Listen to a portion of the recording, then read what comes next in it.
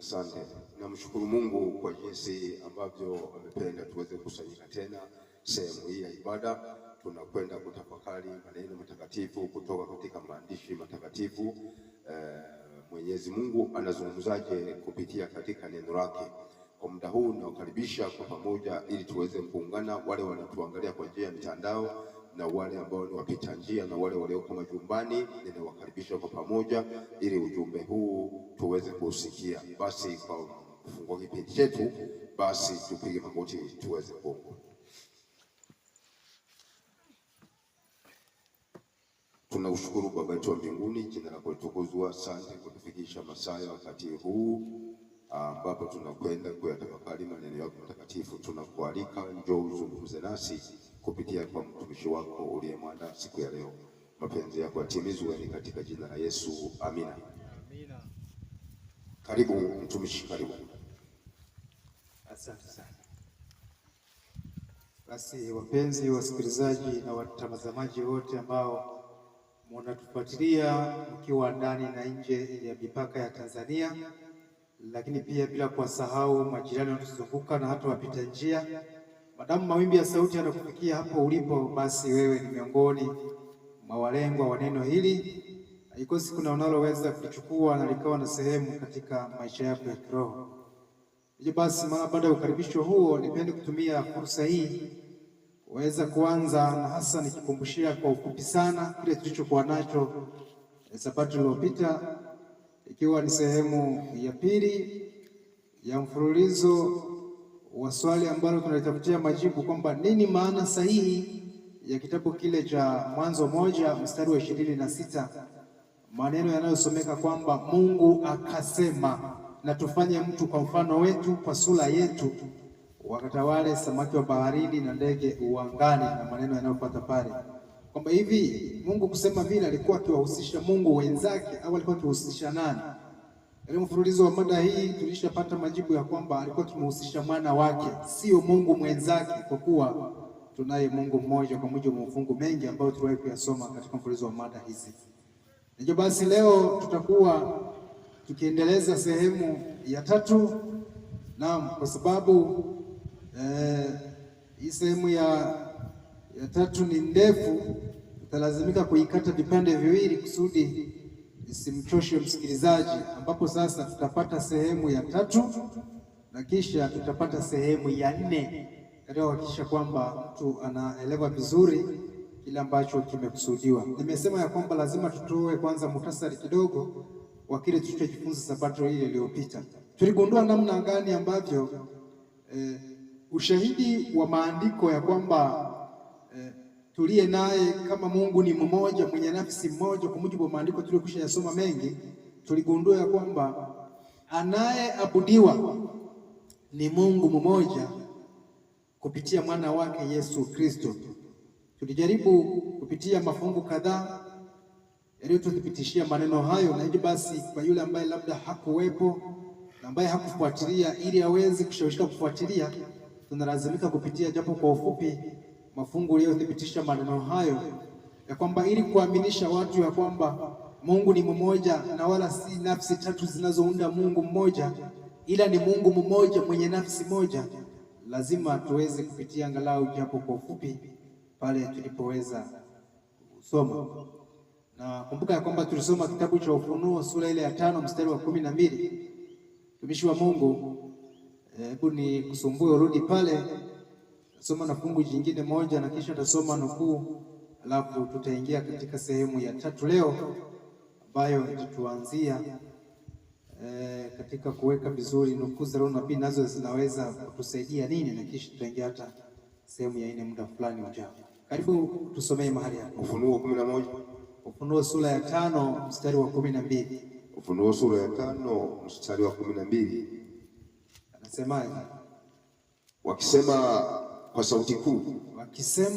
sauti kuu, astahili mwanakondoo aliyechinjwa, astahili mwanakondoo aliyechinjwa kupokea uweza na utajiri na hekima na nguvu na heshima na utukufu. Huyo mwanakondoo aliyechinjwa, ambaye maneno yote yametajwa kumhusu, si mwingine isipokuwa ni Kristo Yesu, mwana wa Mungu. Hebu shuka tena tusikilize mwingine. Mstari wa 13. Ndio. Na kila kiumbe kilichoko mbinguni na juu ya nchi, na kila kiumbe kilichoko mbinguni na juu ya nchi, na chini ya nchi ya juu na chini ya nchi ya juu ya bahari, na vitu vyote vilivyomo ndani yake, na vitu vyote vilivyomo ndani yake, nalivisikia. Anasema nalivisikia vikisema. Vikisemaje? Baraka na heshima na utukufu, baraka na heshima na utukufu na uweza una yeye aketie juu ya kiti cha enzi, yeye aketie juu ya kiti cha nini? Cha enzi. Yaani Mungu Baba yake na Bwana wetu Yesu Kristo. Shuka mpaka fungu la 14 malizia. Na yeye mwana kondoo hata milele na milele. Anamalizia kutukumbusha kile kilichosoma fungu la 12 kwamba na yeye mwana kondoo hata milele. Na wale wenye uhai wanne wakasema. Nataka usikilize maneno hayo sasa kwa upana wake, kwamba na wale wazee 24 wakasema amina. Amina. Na wale wazee wakaanguka wakasujudu. Na wale wazee wakaanguka wakafanyeje? Wakasujudu. Kwa hivyo tayari tukaona ya kwamba kumbe wanaopewa heshima ya kuabudiwa ni Mungu aketie juu ya kiti cha enzi na mwana kondoo Yesu Kristo Bwana wetu. Si zaidi ya hilo. Lakini bado Mungu kupitia maandiko yake, nia yake ni kutaka kila mmoja anayesikiliza si tu asikilize aelewe alafu vibaki hapo. Hapana, anatutakia mema ya kwamba tuelewe aistahilie ibada ni nani. Hebu soma japo fungu moja hapo katika kitabu cha Yohana 5 mstari wa 22 na 23, kisha nisome nukuu moja hapa.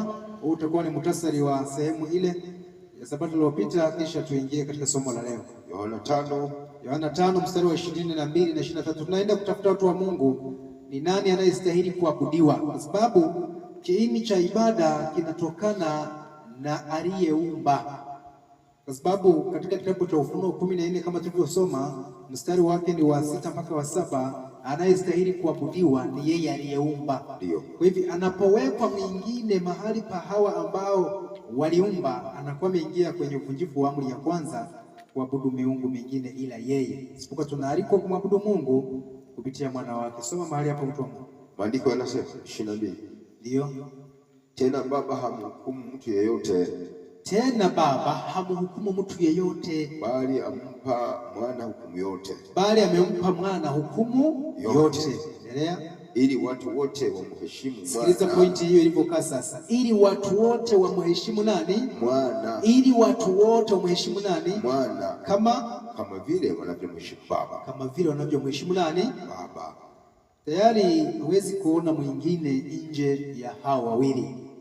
Na utakuta ya kwamba endapo utaletewa mwingine watatu mahali pa hao wawili, basi utakuwa umeingiziwa kitu kigeni na hivyo utatakiwa kukimbia. Sasa naomba nisome nukuu moja ambayo itatusaidia kuelewa ya kwamba Mungu ni mmoja mwenye nafsi moja, lakini huyo Mungu mmoja mwenye nafsi moja ana mwana wake naye mwenye nafsi yake. Sasa huyo mwana wake mwenye nafsi yake hawi Mungu mwingine mwenye nafsi nyingine, ila anakuwa ni mwana mwenye nafsi nyingine. Tu wa Mungu, naomba unisomee kitabu kinaitwa Nuru kwa Kanisa. Nuru kwa Kanisa hii ipo kwenye sura ya 10, ambapo kwa wewe usiye na kitabu hiki chenye jina hili utakuwa na kitabu kinaitwa Nuru kwa Kanisa, Nuru Safarini, lakini tutakuwa na kitabu kingine kinachoitwa Kutayarisha Njia. Sasa hapa nataka tusome kipengele kinachotuhakikishia kwamba kuna Mungu aliye na nafsi ya pekee, lakini kuna na mwana aliye na nafsi ya pekee. Hebu nisomee sehemu hiyo, alafu tutasema na hicho kichwa kidogo kilichoka hapo juu. Wapendwa, katika kufuatilia yote haya nikutaka tu kuweza kuwatanabaishia watu ukweli dhidi ya uongo, maana ni kadiri uongo unavyozidi kusikika masikioni mwa watu unabadilishwa kuwa ukweli, wakati kwa kweli haukuwa ukweli. Na kazi ya Kristo kabla sisi hatujainuliwa kwa ajili ya haya ilikuwa ni mfano wa hii ya kuweza kutenganisha uongo na ukweli, kutenganisha uongo na ukweli. Tutaingia baada ya haya maneno kuona hiki ninachokizungumza. Sasa nisomee hapo tusikilize kwamba hivi hiyo nafsi nyingine ni ya Mungu huyo huyo au ni ya mwana wake Yesu Kristo. Katika sura hii ya 10 katika kichwa kidogo panasema Mungu Baba amefunuliwa kwa njia ya Kristo. Ndio. Anasema Mungu aliye nafsi ya pekee amejifunua mwenyewe kwa njia ya mwanawe. Subiri kwanza. Mungu aliye nafsi ya pekee. Unajua ufike muda tusifanye haraka. Ndio maana leo nimeamua kwenda taratibu. Na tutaenda tutafika mara tutakata afu tutaingia sehemu nyingine. Mungu aliye nafsi ya pekee. Hicho ni Kiswahili kinachokueleza hivi kwamba yeye hawezi kuwa mwenye nafsi zaidi ya hiyo moja. Ikiwa tunaelewa maana ya pekee, inamaanisha ya kwamba ni yeye kama yeye. Mungu aliye nafsi ya pekee, sio aliye nafsi za pekee kama isemavyo. Shuka pia hapo chini. Anasema Mungu aliye nafsi ya pekee amejifunua mwenyewe kwa njia ya mwanawe. Ndio. Yesu mng'ao utukufu wa Baba. Ndio. Chapa ya nafsi yake. Kwa hivi kumbe Mungu huyo aliye nafsi ya pekee alijifunua kwa mwana wake aliye chapa ya nafsi ya nani? Ya Baba yake. Hebu shuka chini usikilize pia habari za nafsi ya Kristo. Anasema Waebrania 1:3. Alionekana duniani katika umbo la binadamu. Ndio. Yeye aliye mwokozi wa pekee. Umesikia sentence? Kwa hivi hapa tayari tuna Mungu aliye wa pekee, alafu tuna na mwokozi aliye wa pekee. Huyo mwokozi aliye wa pekee, yani mwenye nafsi na yeye ya kwake ya pekee, ni Yesu Kristo peke yake. Sio kwamba eti hiyo nafsi ya Kristo ndio nafsi ya yule Baba kama inavyosema ya kwamba ni Mungu yule mwenye nafsi zaidi ya moja kwa maana ya nafsi mbili. Hapana.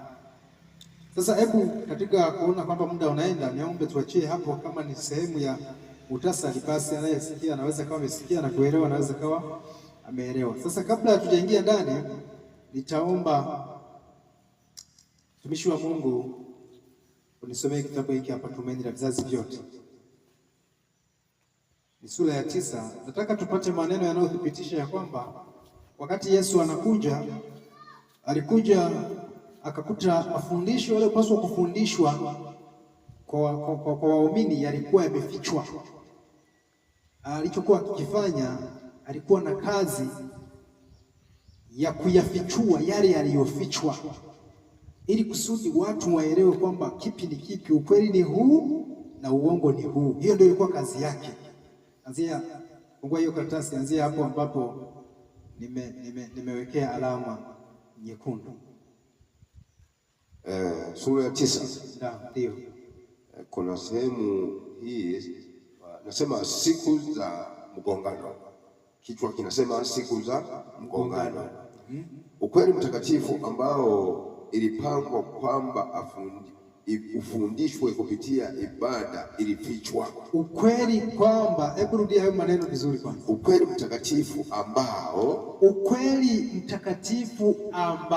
ulipangwa kwamba ufundishwe kupitia ibada ulifichwa. Kwamba ufundishwe kupitia ibada, yani wale waumini wafundishwe, ulifanyeje? Ulifichwa na kina nani hapo sasa? Usionekane kwa wanaoabudu. Huo ukweli ulifichwa na viongozi wa dini ili usije kaonekana kwa wanaoabudu.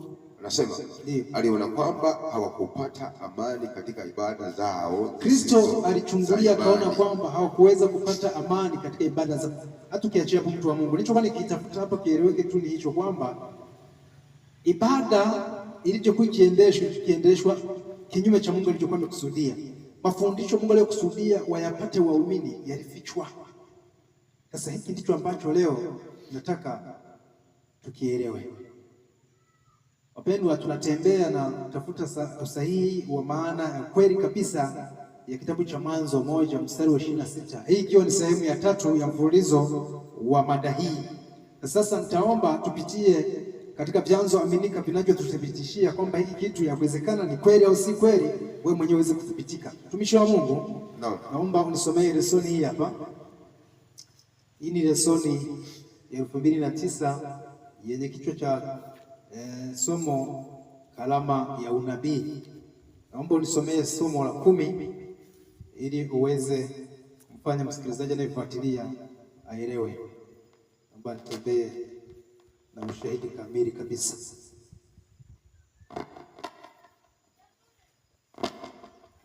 Somo la 10. Naomba tusikilize somo la 10 kwamba tunaweza tukapata kitu gani hapo, ili kusudi tuanzie hapo.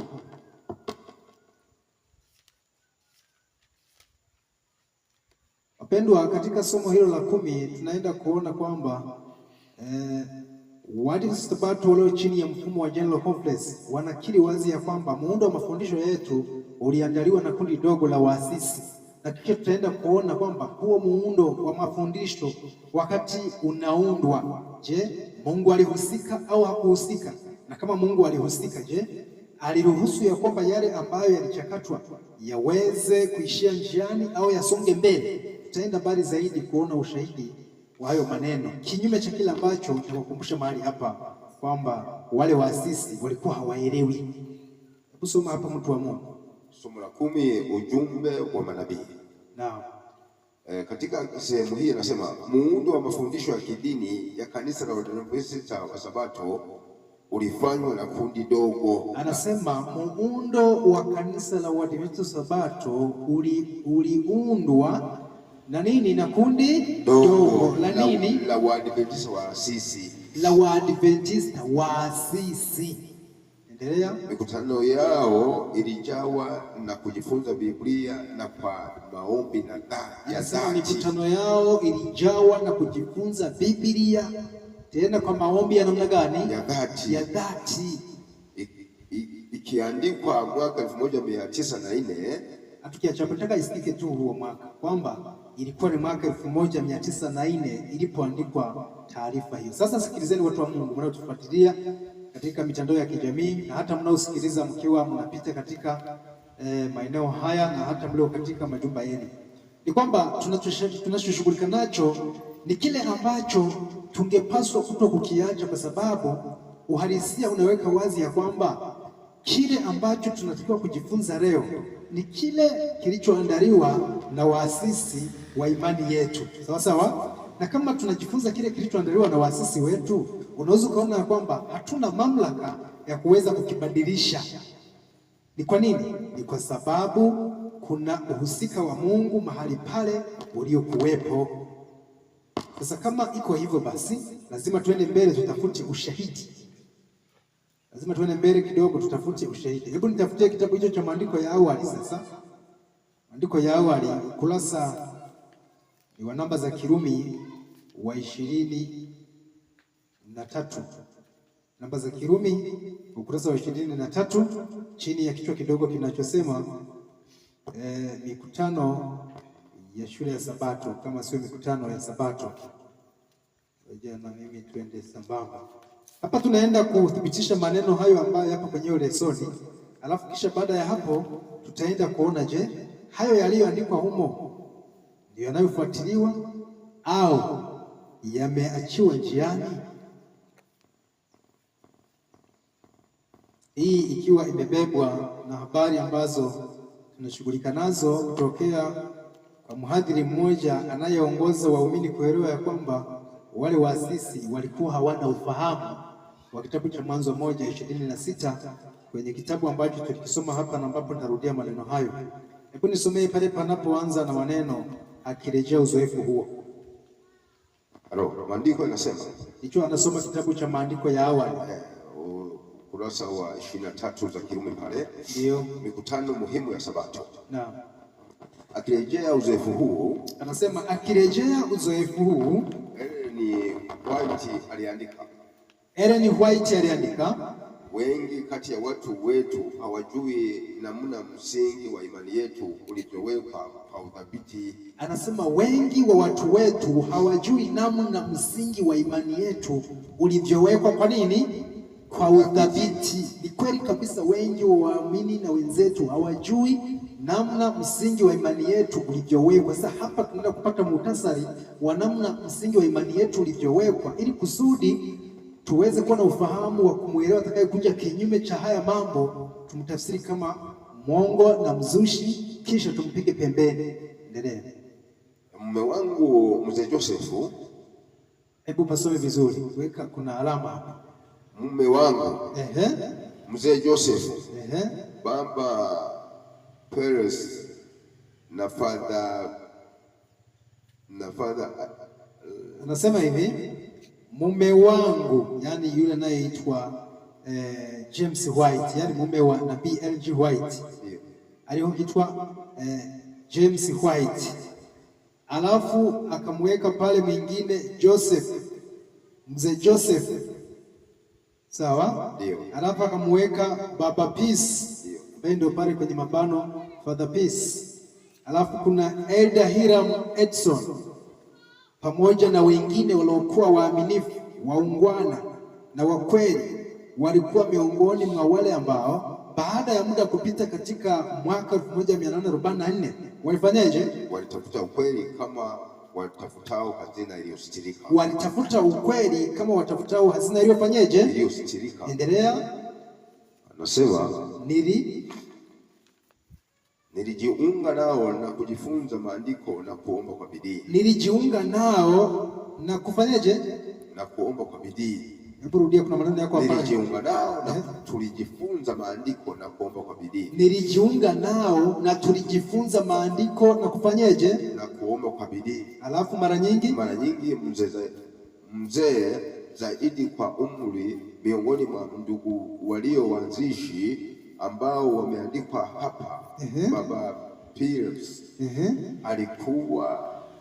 alikuwa aliyefanya kazi ya uchungaji katika siku za usoni za awali. Ndio tulishinda pamoja mpaka usiku sana, na wakati mwingine tulikesha usiku kucha, ndio tukiomba nuru na kujifunza neno la Mungu. Endelea pale. Mara nyingi ndugu hawa walikusanyika pamoja ili kujifunza Biblia, ndio kusudi wapate kujua maana yake na kuwa tayari kuifundisha kwa uwezo. Endelea. Walipofikia mada fulani katika uchunguzi wao walisema hatuna cha kufanya tena. Kuna wakati ulifika muda katika kubabadua maandiko ili kufikisha msimamo wao katika imani hii. Walifika kipindi wakawa wanakwama, wakawa hawezi kujua maana halisia ya maneno hayo, maana msingi huu ulikuwa umeundwa katika neno la Mungu, Biblia.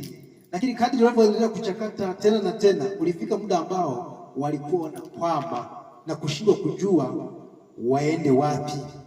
Walikuwa wanakwama na kushindwa kujua nini maana sahihi ya maandiko hayo walikuwa wakifanyaje, wakijifunza. Sasa kuna kitu hapa mbele ambacho kilikuwa kinatengeneza ufumbuzi wa mkwamo wao, na ufumbuzi wa mkwamo wao ndio unaotupatia uhakika wa kuendelea kufuatilia na kujenga imani yetu juu ya kile ambacho walijifunza. Hii ni kwa sababu uwepo wa Mungu ulilazimika kuwepo pale ili kuwafunulia uhalisia wa kile ambacho walikuwa wameshindwa kukielewa. Sasa hebu tuende mbele kidogo tupate ushahidi wa hayo maneno haya yazungumza. Soma mahali pale, mtu wa Mungu. Roho wa Mungu anasema Roho wa Mungu angenijia na kupata maono na kupewa tafsiri ya mada tuliyokuwa tukijifunza na maelezo ya jinsi ambavyo tungefanya na kufundisha kwa ufanisi. Nashukuru sana. Hivi mara baada ya kukwama mahala fulani, kushindwa kuelewa uhalisia wa kile walichokuwa kijifunza, anasema hivi, Roho wa Mungu alikuwa akimjia nabii na kumfunulia ufaswaha wa kile walichokuwa kijifunza na kukiweka wazi mbele yao, na kisha na yeye alikuwa anawapatia matokeo ya maono hayo. Hivyo unaweza kuona kwa maelezo machache kwamba Mungu alikuwa akishirikiana nao kupitia kipawa cha unabii kwa nabii aliyekuwa kati yao. Na ikiwa iko hivyo, basi unaweza kuona kumbe yale walikuwa wakijifunza na kuyaweka mbele yao hayakuwa ya kwao. Ina maana kwamba Mungu alikuwa akihusika katikati yao. Hebu endelea pale mbele. Anasema hivyo nuru ilitolewa iliyosaidia kuelewa, hivyo nuru ilitolewa iliyotusaidia kuelewa maandiko kuhusu Kristo. Anasema hivyo nuru ilitolewa iliyowasaidia kuelewa nini? Kuelewa maandiko kuhusu Kristo, utume wake na ukuhani wake. Alafu Mlolongo wa ukweli tangia wakati huo. Sikia hii ikae vizuri, kwamba mlolongo wa nini? Wa ukweli tangia wakati huo, yaani kwa maana ya kwamba kuanzia hapo mpaka mwisho wa wakati mambo yote yaliwekwa wazi mbele zao mpaka mwisho wa nini? Hebu soma mwanzo pale ulipoishia uendelee mpaka mwisho hapo. Anasema hivyo nuru itolewa iliyotusaidia kuelewa maandiko kuhusu Kristo, ndio utume wake na ukuhani wake. Mlolongo wa ukweli tangia wakati huo mpaka wakati tutakapoingia mji wa Mungu ulifunuliwa kwangu, nami niliwapa wengine maelekezo niliyopewa na Bwana. Nashukuru sana.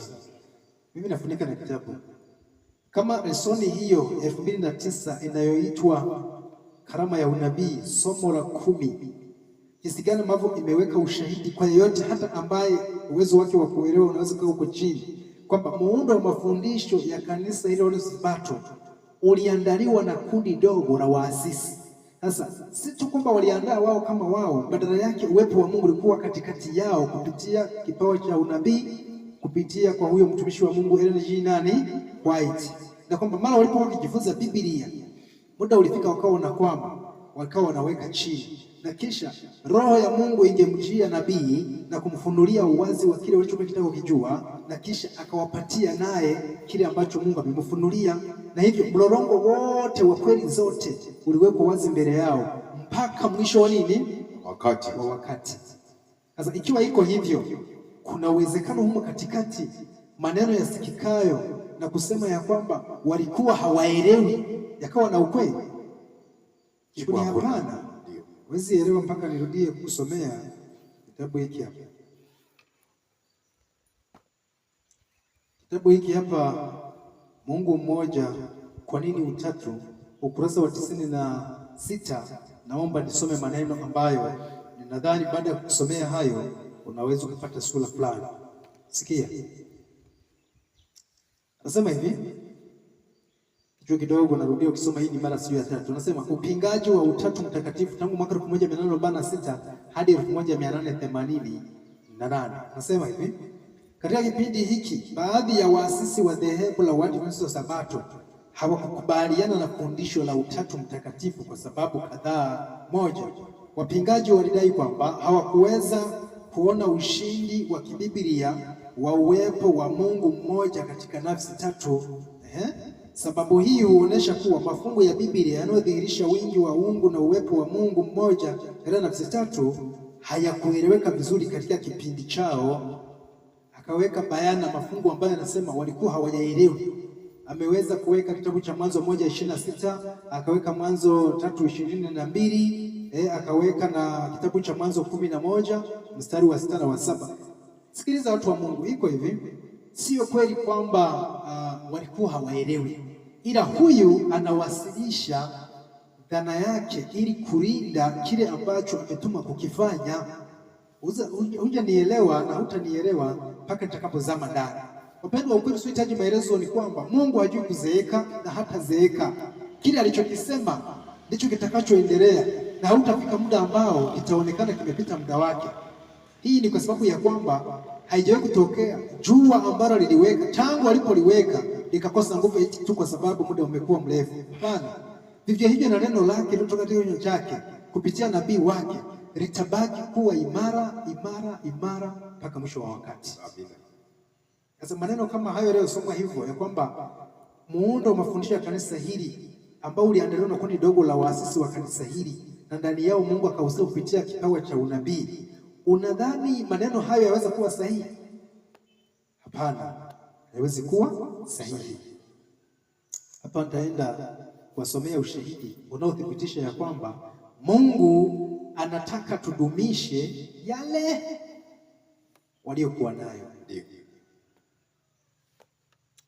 Tunaenda kusoma kitabu kinachoitwa Review and Herald, Mei 25, chapisho la mwaka 1905, miaka 10 kabla ya kifo cha nabii, na paragrafu yake ni ya 21.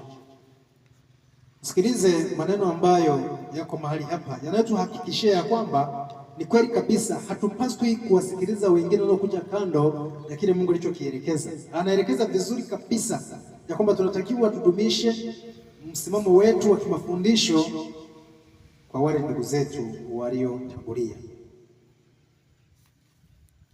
Ufike tu muda fulani ambao tunaweza tukakubali ya kwamba maandiko hayakuandikwa yawepo kama maua, badala yake yaliandikwa ili kusudi tuweze kuyasoma. Naomba nisome kitabu hicho nilichokitaja mahali hapo, Review and Herald, Mei 25, chapisho la mwaka 1905, miaka 10 kabla ya kifo cha mjumbe huyo wa Mungu, paragrafu 21. Usikilize maneno yanayosomeka mahali hapo, kisha tulinganishe na maneno ya ndugu huyu anayesema ya kwamba waasisi wetu walikuwa hawana ujuzi wa maandiko yanayothibitisha utatu. Lakini kisha tutaenda mbele tuone ni kweli kabisa ya kwamba fundisho la utatu ni la Kikatoliki, kwa sababu ya ushahidi tutakao usoma pia mahali hapa, ili wewe msikilizaji na mtazamaji unayefuatilia ugundue jinsi gani ambavyo mafundisho ya kweli yaliyofichwa kipindi cha Wayahudi hata sasa yanaendelea kufichwa, na mahali pa hayo mafundisho yanaibuliwa mapokeo mengine ama nadharia zingine mahali pa hayo, ili tu kuweza kuwasilisha mafundisho ya kishetani tunayoyasoma kwenye kitabu cha Timotheo wa kwanza sura ya 4 mstari wake ni wa kwanza, kwamba Roho anena waziwazi ya kwamba nyakati za mwisho wengine watajitenga na imani, wakisikiliza roho zidanganyazo na mafundisho ya mashetani. Sasa naomba nisome mahali hapa, usikilize. Anasema hivi: Mungu amenipatia nuru kuhusiana na majarida yetu. Huyo ni nabii anasema kwamba Mungu amempatia nuru kuhusiana na majarida yao. Wakati huo alikuwa bado yuko hai, mwaka 1905, miaka 10 kabla ya kufa kwake. Sikiliza alimpa nuru gani. Anasema hivi: ni nini? Amesema kwamba wafu wanapaswa kuongea. Si unaona lazima liwe swali, wafu wanaongeaje? Na sisi tunaamini wafu huwa hawaongei. Akauliza, kwa jinsi gani? Anasema kazi zao zitawafuata.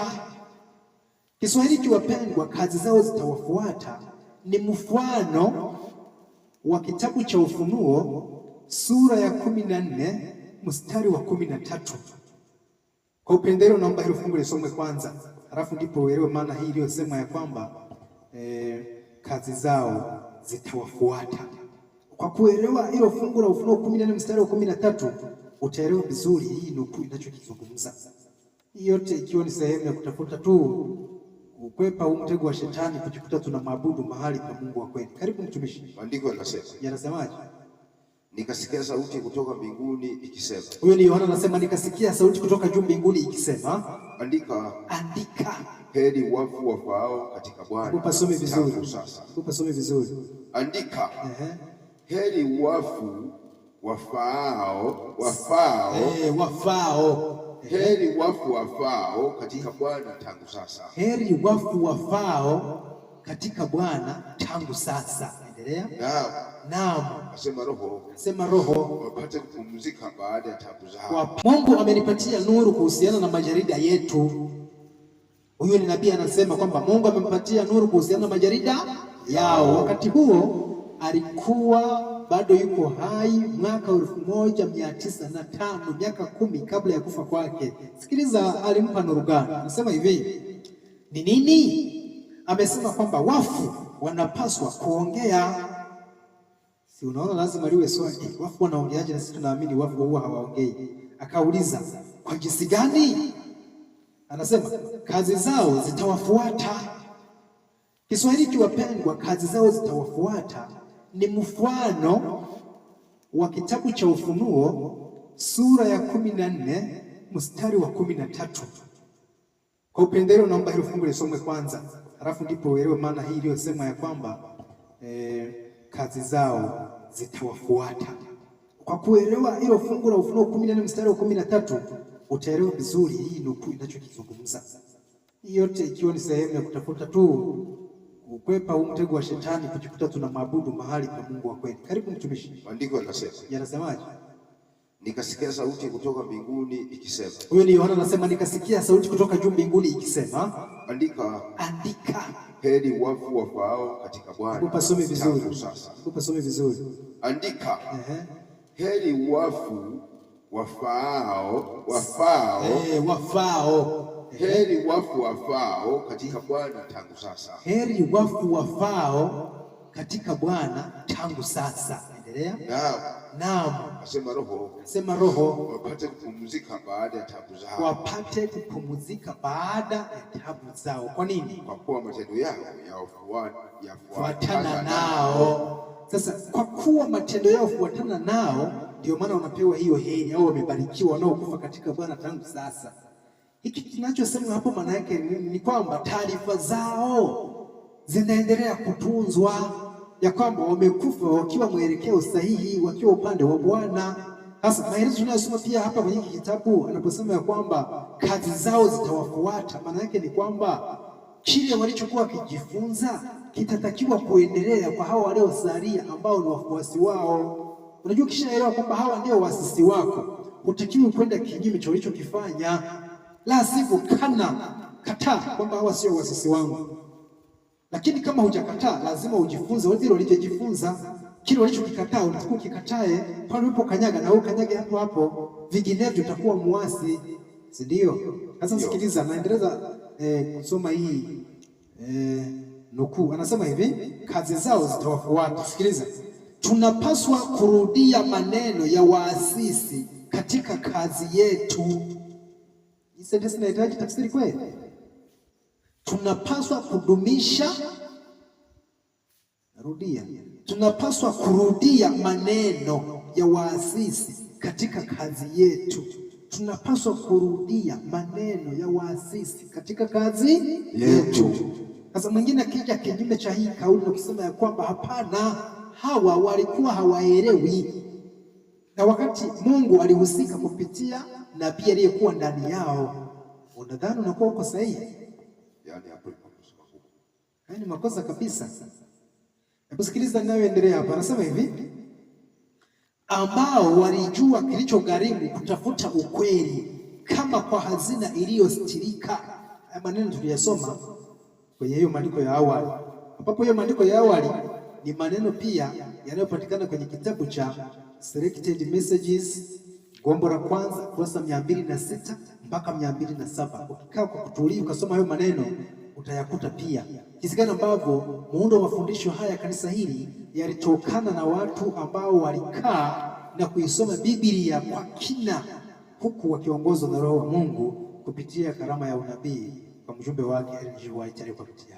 Hasa hapa anasema ya kwamba hawa ndio wanaojua kilichogharimu kutafuta ukweli kama kwa hazina iliyostirika. Sikiliza, anasema na walifanya kazi kuweka msingi wa kazi yetu. Huyo ni nabii anasema. Anasemaje? Anasema hivi, walisonga mbele hatua kwa hatua chini ya ushawishi wa Roho wa Mungu. Hivi hawakusonga mbele hatua kwa hatua chini ya ushawishi wa akili zao, chini ya ushawishi wa elimu zao. Hapana, kama anavyowasilisha mtumishi huyu ambaye ni mtumishi batili anayetaka kuwaangusha watu wa Mungu. Kumbuka huyu ni mhadhiri, mwalimu wa chuo kikuu, anawaongoza waumini kupitia wachungaji anaowafundisha ya kwamba waasisi wetu walikuwa hawana ujuzi wa maandiko, likiwemo fungu la Mwanzo 1:26, na kwamba walikuwa hawaelewi kama linawakilisha utatu. Na wakati kwa kweli tulishaona si kweli, kwa mujibu wa vitabu vingi tulivyovisoma, kama Mwanzo 1:26 anasema Mungu akasema na tufanye mtu kwa mfano wetu. Mungu alikuwa akimweleza mwana wake, hakuwa akimweleza Mungu mwenzake, yaani kwa maana ya Mungu Roho na Mungu Mwana.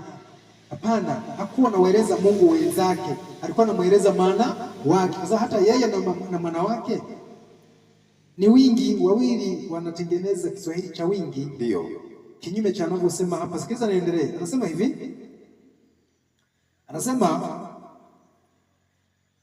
walisonga mbele hatua kwa hatua chini ya ushawishi wa Roho wa Mungu. Mmoja baada ya mwingine wa waasisi hawa wanafariki. Neno nililopewa ni hebu kile ambacho watu hawa waliandika hapo awali kizalishwe tena. Hivi maneno kama haya ukiyachukua ukayaweka mkono wa kushoto, alafu ukachukua na maneno hayo yaliyosemwa na huyo mhadhiri ukayaweka mkono wa kulia, ukiambiwa uchague ukweli ni upi na uongo ni upi, wapendwa, utashindwa kuelewa kwamba ukweli uko upande gani.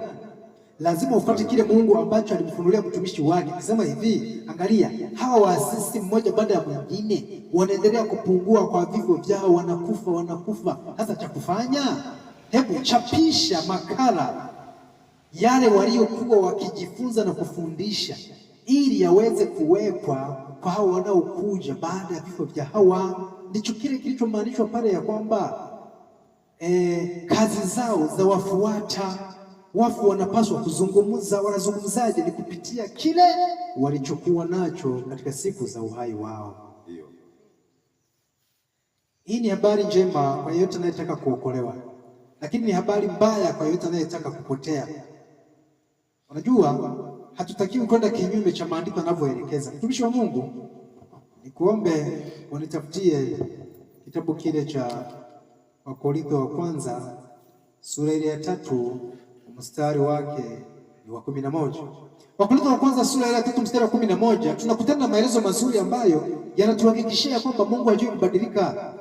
Kile ambacho Mungu alikitamka anatamani kuona tukikitekeleza. Biblia haizeeki wapendwa, haijawahi kutokea. Kati ya vitabu vingi vinavyodhaniwa kuwa vitabu maarufu, kitabu kitwacho Biblia ni namba 1.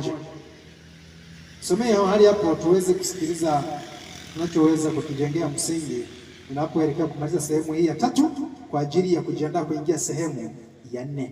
Karibu. Wakorintho wa kwanza sura ya 3 mstari wa 11. Sura ya 3 mstari wa 11. Ndio. Tuone, je, hivi kuna uwezekano tukawa na msingi mwingine kando ya ule uliokwisha wekwa tukabaki salama? Karibu. Maandiko yanasemaje? Maana msingi mwingine hakuna mtu awezaye kuweka. Maana msingi mwingine hakuna awezaye kuweka. Rudia kusoma tena. Maana msingi mwingine hakuna mtu awezaye kuweka. Maana msingi mwingine hakuna mtu awezaye kuweka. Kwa nini? Isipokuwa ni ule uliokwisha kuwekwa, yani Yesu Kristo. Wapendwa, ukweli utabaki hivyo. Kumbuka, tunaweza tukaweka mafungu hapo mengi yanayothibitisha maneno kama hayo, lakini itoshe tu kuelezeni ya kwamba kile Mungu anachokisema katika neno lake kitabaki hivyo. Wewe ukikipinga utatembea na dhana zako huko na nadharia zako huko, lakini ukweli utabaki hivyo ya kwamba msingi uliokwisha wekwa hakuna mwingine anayeweza kuuweka akabaki salama. Hebu tuthibitishe maneno hayo katika kitabu kile cha Shuhuda kwa Kanisa Gombo la 8 ukurasa 297 paragrafu yake ni ya kwanza. Wapendwa, katika kitabu hicho cha Roho Nabii Shuhuda kwa Kanisa Gombo la 8 ukurasa 297 paragrafu ya kwanza, kisha tutasoma tena paragrafu ya 4. Maneno yaliyoko mahali hapo yanatuhakikishia jinsi gani ambavyo imani waliopewa waasisi wetu, hiyo peke yake ndiyo itakayosonga mbele mpaka Yesu anapotokea mawinguni. Hivi mwingine anayeweza kuja kinyume cha maneno hayo atakuwa tu na kusudio lake la kutaka kutupotosha, na hivyo kwa kuyajua haya hatupaswi kupotoshwa na kupotoka. Badala yake tunadaiwa kumupinga mpaka ukweli ubaki kuwa wazi. Karibu tusomee mahali hapo, Shuhuda wa Kanisa Gombo la 8 ukurasa wake 297 paragrafu ya kwanza, kisha ukimaliza hiyo ushuke paragrafu ya 4. Maandiko yanasemaje? Hebu mtu yeyote asijitahidi kubomoa misingi ya imani yetu. Sikiliza maneno hayo kwamba hebu mtu yeyote asijitahidi kutaka kubomoa msingi wa imani yetu. Endelea. Misingi ambayo iliwekwa mwanzoni mwa kazi yetu kwa kusoma neno, kwa maombi mengi na kwa mafunuo. Huyu anayezungumza ndiye yule aliyezungumza katika maeneo mengi tuliyosoma hapo ya kwamba kazi yao ilikuwa ikitengenezwa ikitokana na maandiko, na hayo maandiko yalikuwa yakiongozwa na mafunuo. Yaani kile tulichokisoma ya kwamba walipokuwa wakisoma mahala fulani usiku mzima wakati fulani mpaka kufika asubuhi, lakini ukifika muda fulani unaona kwamba Roho wa Mungu angemjia nabii na kufunulia ukweli wa kile alichokuwa kijifunza. Sasa anasema asiwepo wa kuweza kubadilisha mambo hayo. Si kama naeleweka? Au kuchakata na kusema ya kwamba haya hayako hivi, yalitakiwa yawe hivi. Hebu endelea.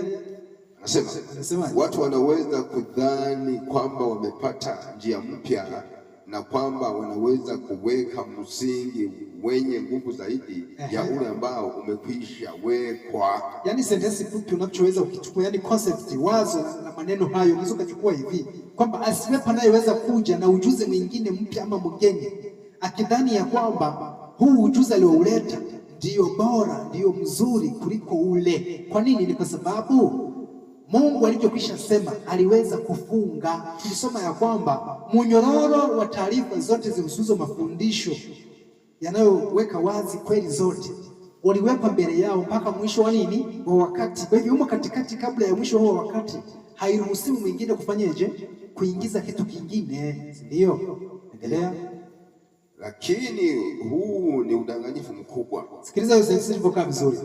Lakini huo ni udanganyifu namna gani? Mkubwa. Wa kufanyeje? Hakuna msingi mwingine awezaye mtu kuweka isipokuwa ule uliokwisha kuwekwa. Yaani ukishaleta msingi mwingine kando ya huu uliokwisha wekwa na Kristo kupitia watumishi wake wakiwa wanaongozwa na Roho yake ndani ya nabii wake, anasema ya kwamba huo ni uongo namna gani? Mtupu tena mkubwa kabisa.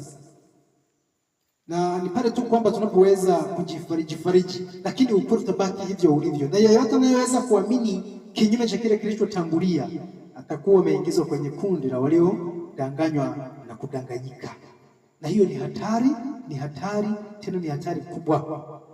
Kabla hujasoma hiyo paragrafu ya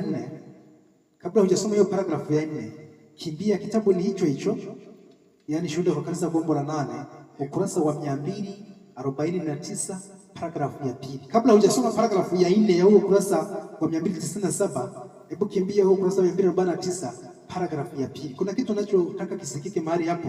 Unajua kuna wakati watu wanajitia moyo kwenye hamuna na kujipa amani na kujifariji, lakini kwa kweli wakiwa wameharibikiwa, na kwa kadiri unavyoendelea kuamini uongo, basi ule uongo kwao utatafsika kuwa ni ukweli, na hatimaye wataachwa wapotee, kwa sababu wameukataa ukweli wa wazi na kuushikilia uongo, na hatimaye shetani atakuwa na nguvu ndani yao mahali pa Mungu. Soma mahali hapo, mtu wa Mungu. Gombo la 8 Shuhuda kwa Kanisa 249 paragrafu ya 2. 249 paragrafu ya 2. Maandiko yanasemaje?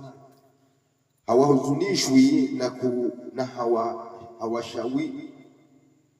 hawahuzunishwi na hawashangazwi kwa sababu ya hali yao ya kimaadili. Hawahuzunishwi na hawashangazwi kwa sababu ya maadili yao ya nini? Ya kiroho. Endelea. Naam. Wamezichagua njia zao wenyewe. Yaani wamejichagulia njia zao wenyewe. Ni watu gani hao? Ndio nataka tuwasikilize. Na nafsi zao za furahia machukizo yao. Endelea. Mimi nami nitachagua mapigo yao. Nitaleta hofu zao juu yao. Kwa sababu nilipoita hawakuitika. Ndio. Na niliponena hawakusikia. Ndio. Bali walifanya yaliyo maovu machoni pangu. Ndio. Na kuyachagua nisiyoyafurahia. Ndio. Ndiyo maana Mungu ameruhusu watawaliwe na nguvu ya udanganyifu ili waendelee kuamini uongo, kwa sababu hawakukubali kuipenda kweli wapate kuokolewa. Ndio. Bali walikuwa wakijifurahisha katika udhalimu. Isaya 66 mstari wa 3 na wa 4, Wathesalonike wa pili 2 mstari wa 11 na 11, mstari wa 11 mstari wa 10 na wa 12. Kuna sentensi uliiruka ambayo nilitamani isikike na iko juu. Maelezo hayo yanahusu kwamba wale ambao wameweza kupewa nuru kubwa. Sijasikia maneno kama hayo. Labda ngoja niangalie.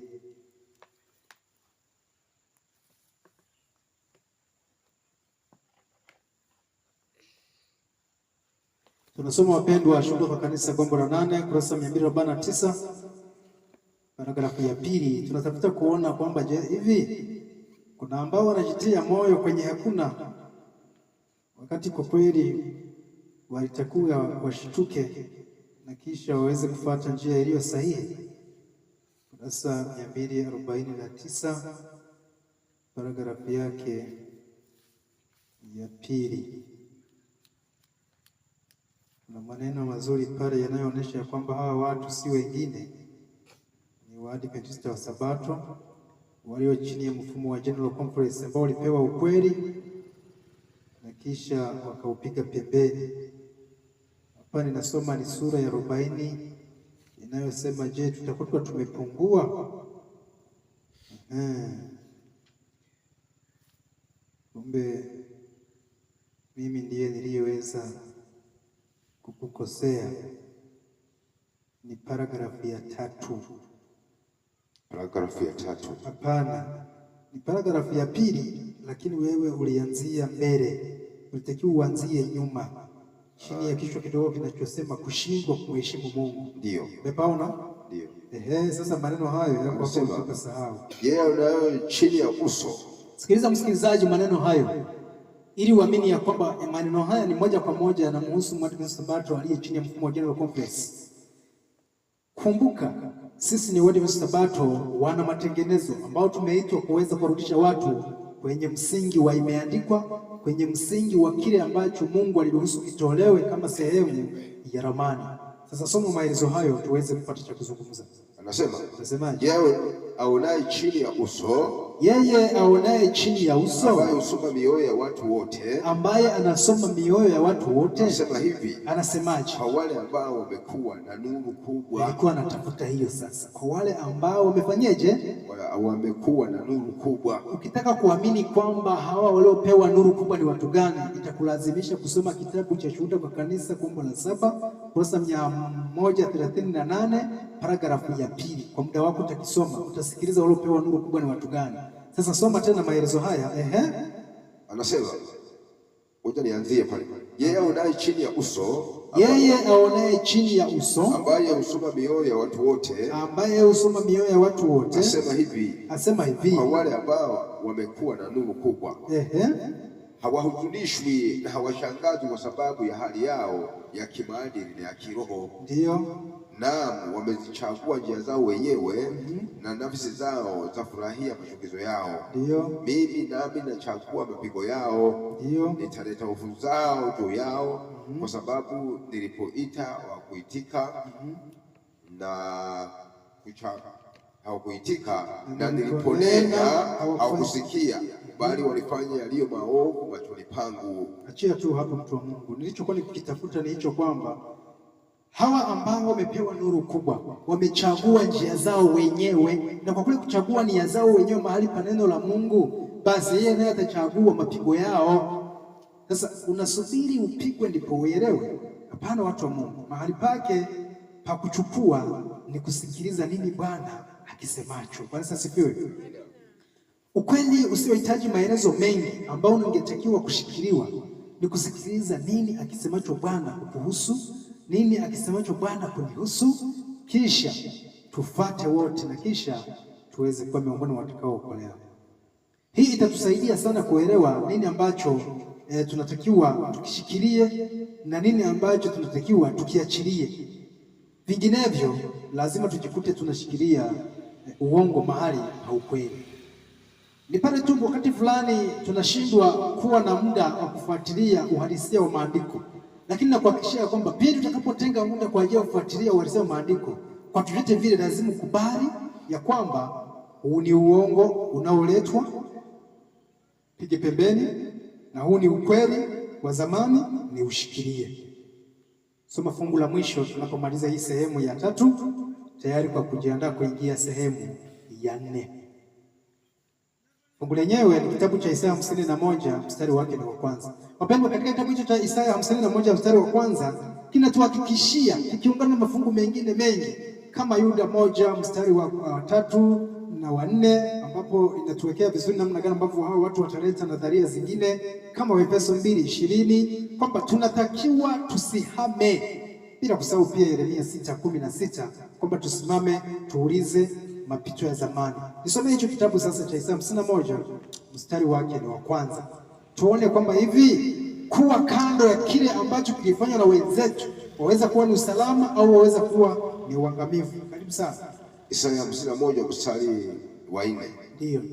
Nisikilizeni mimi, Anasema Mungu tumsikilize yeye. Enyi watu wangu, enyi watu wake, nisikieni ndio taifa langu, ndio maana sheria itatoka kwangu, ndio nami nitaistarehesha hukumu yangu iwe nuru ya mataifa. Ndio haki yangu i karibu, wokovu wangu umekuwa wazi, na mikono yangu itawahukumu kabila za watu. Nasoma kitabu gani? Isaya 51 mstari wa ngapi? Mstari wa 4 wa kwanza. Mstari wa kwanza anasema nisikieni enyi mnaoifuata haki. Anasema nisikieni enyi mnaoifuata nini? Haki. Endelea. Na ninyi mnaotafuta Bwana, ndio uangalieni mwamba ule ambao ulitolewa kwa kuchongwa. Uangalieni, hiyo nataka iwe point kwako na kwangu. Uangalieni mwamba ule ambao ninyi mlitolewa kwa kuchongwa, na tundu la shimo ambalo mlitolewa. Maana yake ni ipi watu wa Mungu? Naam, maana yake ni ipi watu wa Mungu? Ni kwamba tunatakiwa tuangalie kule tulikotoka. Unaposikia mwamba ule ambao tulichongwa kwao au tumeguliwa kwao, yani kuna wakati kipande cha jiwe kikiwa kimemeguka kutoka mahala fulani kwenye jiwe, ukikichukua ukawa na gundi ukakirudisha mahali pale, huwezi kujua kama kulikuwa na kipande kilichotoka, si ndio? Kweli. Yani maana yake fupi unaweza kusema hivi kwamba sisi tunatakiwa tuwe sambamba na vile wale ambao tulijifunza kwao walivyokuwa. Kando ya hapo tunakuwa tumekosea. Ndio maana ameelekeza pia tuangalie shimo ambalo sisi tulichimbuliwa, huko ndiko tuweze kufuatilia nyendo zao. Nimewatamkia mafungu kwa juujuu kama Yeremia 6:16, kama Yuda 1 mstari wa 3, kama Waefeso 2:20. Ni mafungu ambayo yanaturudisha kule tulikokuwa. Sawa sawa. Sasa sisi kama ambao tunadaiwa kuwarudisha watu kwenye asili yetu, Mungu ameruhusu tuweze kufanya kazi yetu ili kusudi haikosi kuna watakaosikia na kupona. Wapendwa, nisiwe na maneno mengi katika hili, ikiwa ni sehemu ya 3 ya mfululizo wa mada hii, nini maana sahihi ya kitabu cha Mwanzo 1:26. Basi niombe tuachie hapo wakati tunajiandaa kuingia sehemu ya 4 na ya mwisho, kulingana na kwamba hili kama ningeliendeleza lingekuwa refu mno kumchosha msikilizaji na mtazamaji. Hivyo basi kwa kipande hicho itoshe kuchukua hayo tu, ya kwamba kile Mungu alichoelekeza kupitia waasisi wetu kwa ushahidi mwingi tuliosoma hapo ndicho kinachodaiwa kuwa mwongozo wa yeyote atakayehitaji kupona. La sivyo, wapendwa, kwenda kando ya wale ambao ni waasisi ni kuangamia, si vinginevyo.